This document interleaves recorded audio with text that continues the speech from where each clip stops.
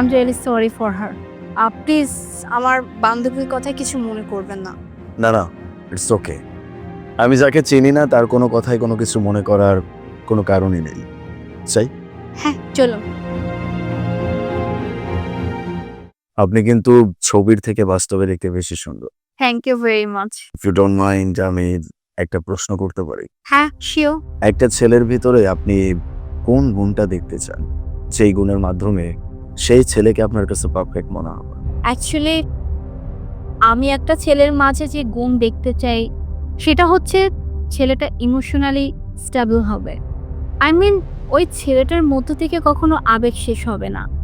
ওই যে হয় না, একটা মানুষের সাথে যখন একটা মানুষ দীর্ঘদিন যাবৎ থাকে তখন দেখা যায় একটু করে আবেগ কমে যায়। আমি এমন একজন ছেলেকে খুঁজে বেড়াচ্ছি যার কিনা আমার থেকে আবেগ একটুও কমবে না। সে পুরোপুরি ইমোশনাল